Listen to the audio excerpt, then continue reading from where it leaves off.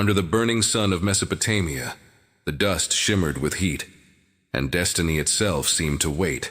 On that vast, endless plain, two worlds stood ready to collide. To the east stretched the Persian Empire, a realm so immense it touched the Mediterranean on one side, and the mountains of India on the other. It was the colossus of its age, a machine of gold, silk, and soldiers that had ruled for centuries. Facing it stood a young king, barely 25, whose ambitions reached further than any empire ever had. Alexander of Macedon, a name that would one day echo like thunder across history, now prepared to gamble everything on a single day. The year was 331 BC, and the world held its breath near a place called Gaugamela. The young conqueror had marched thousands of miles from Greece through the deserts of Syria, crushing city after city beneath his banner. He had faced death countless times and always emerged victorious. But this battle would be different. This was not a skirmish for glory or loot. This was the test of destiny, the moment that would decide whether the sun rose over Persia or over Macedon. To understand this fateful clash, the story must rewind 2 years. In 333 BC, at the Battle of Issus, Alexander had already met the Persian king Darius in combat. The odds were impossible then too, but the Macedonians' brilliance shattered Darius's ranks and forced the great king to flee. Darius had escaped with his life but left behind his wife, his mother, and his daughters, captives in Alexander's camp. The world had never seen such humiliation for a Persian monarch. It was then that Alexander's legend truly began. After Issus, he turned his attention to the coast, cutting the Persian fleet from its harbors one city at a time. Tyre resisted him for 7 long months. Its proud walls stood against his siege towers. Its people mocked his army from the sea. But Alexander did not yield. He built a causeway across the waves, battering the island fortress until it burned. From there he swept into Egypt, where he was welcomed as a liberator, and at the mouth of the Nile, he founded a new city, Alexandria, a name that would multiply across continents like his shadow. By then half the Persian Empire had fallen. Yet Darius was not broken. He retreated deep into his heartland, gathering men, gold, and vengeance. When his armies were ready, he sent word to Alexander, an offer that might have ended the war.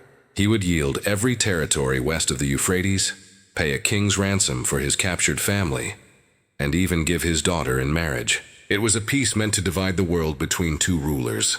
Alexander's generals thought the offer wise, but their king's hunger was boundless. He wanted not peace but history. There could be no 2 suns in the sky, no 2 masters of men.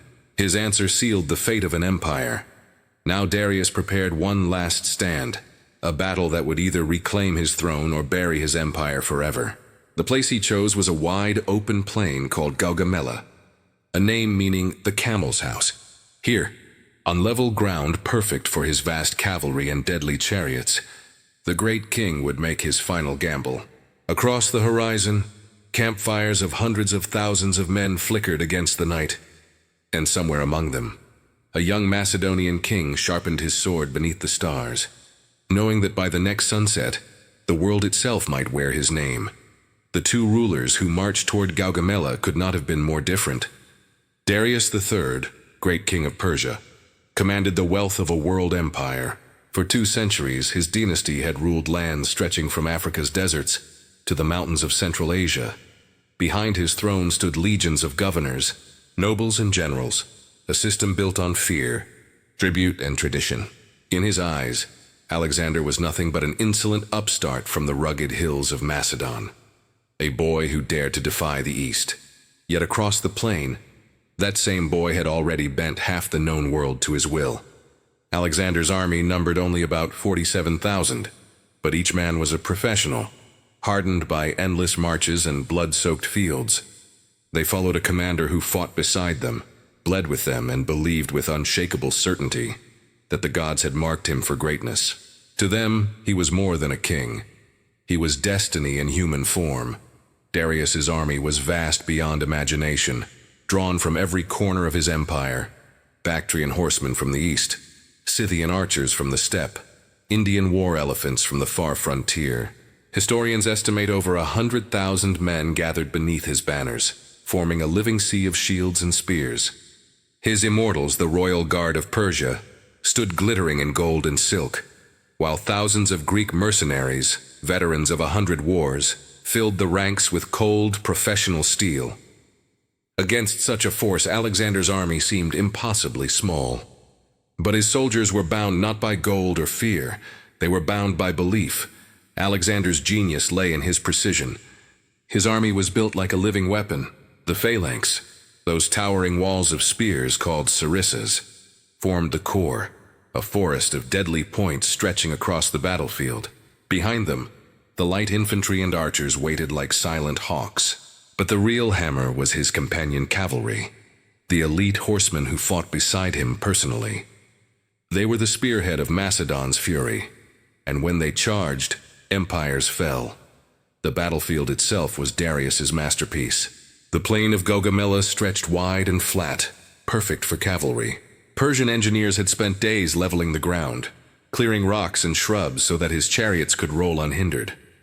200 scythed chariots stood ready, deadly machines armed with spinning blades fixed to their wheels.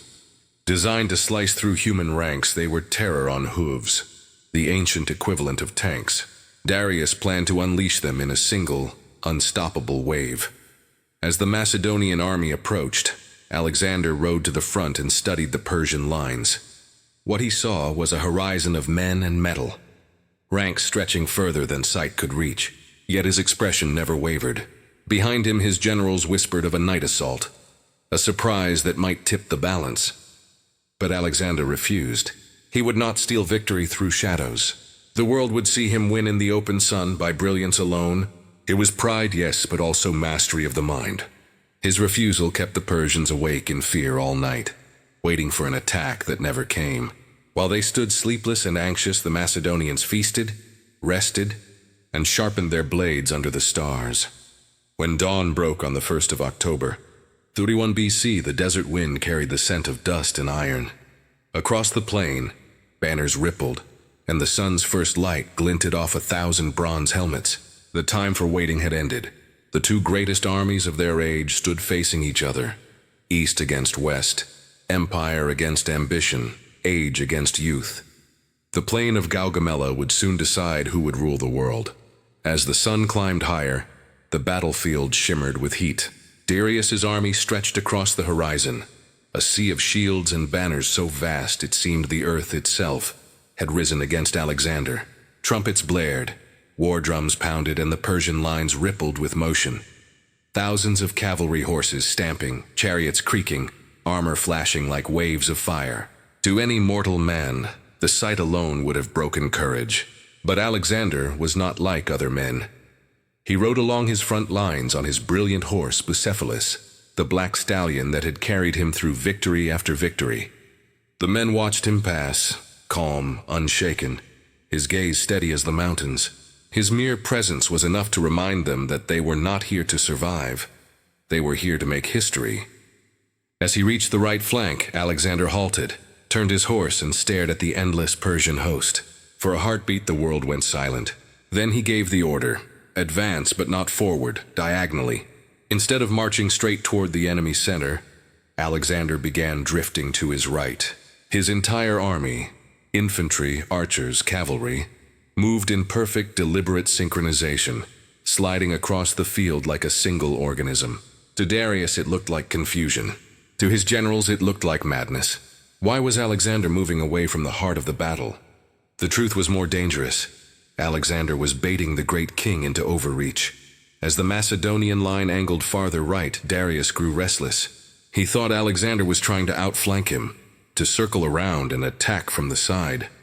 In panic, Darius sent a massive cavalry force, his best riders, galloping out to block the maneuver. Dust exploded into the air as thousands of hooves thundered across the plain. The Persian left wing surged forward, exactly as Alexander had planned. The great line of Persia was beginning to stretch and tear. Now the trap had teeth. As the Persian cavalry clashed with the Macedonian right, Alexander's light infantry moved like dancers, covering the flanks with precision. The clash of swords rang out across the plain. Spears broke, men fell, and the air filled with cries of battle. But in the chaos, Alexander saw what he'd been waiting for. The Persian line was thinning in the center, a gap widening like a wound. His feint was working. The great king had taken the bait. Darius, desperate to seize control, unleashed his secret weapon, the scythed chariots. 200 of them racing forward at full speed. The ground shook as the iron blades spun, glinting under the sun. The charioteers screamed, the horses screamed, and for a moment, it looked like the end. The Macedonian phalanx braced for impact, a solid wall of men facing death. But Alexander had trained them for this. They waited until the last possible second. Then, the command. The front ranks split open like water, forming corridors through which the chariots thundered harmlessly. As they passed, javelins flew, spearmen lunged, and the deadly machines were ripped apart from within. Horses fell screaming. Drivers were dragged under their own wheels. The terrifying charge that was supposed to shatter the Macedonians dissolved into chaos. The Persian trump card had failed completely. All across the line, the effect was electric. The Macedonians cheered. The Persians hesitated. Confidence shifted, the tide of battle turning not by strength but by nerve. Alexander's soldiers could feel it, the rhythm of victory thrumming in their blood. The great king's army, vast and glittering, was beginning to lose its shape. But Alexander wasn't finished. He saw the gap opening wider in the Persian line, a weakness in the armor of an empire. He wheeled his horse, raised his spear, and called to his companion cavalry. The men gathered around him, their faces hard, their armor gleaming with dust and sunlight. "Follow me," he shouted, "to the heart of the king." And with that, the thunder began. The air trembled with the sound of hooves. Alexander lowered his spear, his eyes fixed on the one figure that ruled an empire. Darius, the great king, standing tall in his golden chariot at the center of the Persian line. Behind him, the royal guard braced their spears. Before him, the entire Persian host swayed like a living ocean. Between them and the Macedonians was the gap, the one opening Alexander had created with hours of feints, misdirection, and sacrifice. He turned to his men, the companions, his brothers in arms, warriors who had followed him from the hills of Macedon to the edge of the known world. "With me," he shouted, his voice cutting through the chaos. Then he spurred Bucephalus forward. The cavalry surged as one, a gleaming wedge of steel, dust, and fury. Their thunder rolled across the plain like a coming storm. The wedge formation, sharp, focused, unstoppable, drove straight into the heart of the Persian center. Arrows whistled past, spears shattered, and still they came. The tip of the formation slammed into the royal guard with the force of a hammer striking glass. The clash was deafening. Steel on bronze, screams of men and horses, the ground slick with blood. Alexander was everywhere at once, shouting, striking, pushing deeper. His spear flashed, his sword followed. The Persian line, so proud, so massive, began to fold. In the chaos, Alexander's eyes locked on Darius. The great king's chariot glittered under the sun, its wheels rimmed with gold. Around him, guards fell one by one. The spear of the Macedonian king flew through the dust, grazing Darius and killing his charioteer. The horses reared. Darius stumbled. For a heartbeat, the King of Kings hesitated. Then fear overtook glory. He turned his chariot and fled, and in that instant the fate of an empire was sealed. The sight of their ruler retreating sent shockwaves through the Persian army. The immortals broke rank. The left and right wings wavered. Soldiers who had stood firm only moments before now ran, dropping shields, trampling their own comrades. The army that had ruled half the world dissolved into chaos. Alexander could have ended it right there. His instincts screamed to pursue, to finish what he'd started, to ride down the great king and carve his name into eternity. But the gods were testing him. From the left flank came a desperate cry. His general, Parmenion, was in peril. The Persian right wing had broken through and was threatening the Macedonian camp. It was the kind of moment that could destroy a commander. Victory within reach, yet the cost too high to claim it. Alexander's heart wavered for only an instant. Then he made his choice. He turned his horse, raised his sword, and thundered back across the battlefield. The companions followed without question. The return charge was pure fury. They smashed into the Persian right wing with unstoppable momentum. Spears broke, shields splintered, and the ground ran red. The Persians, already shaken, collapsed under the renewed assault. Within moments, the field was theirs.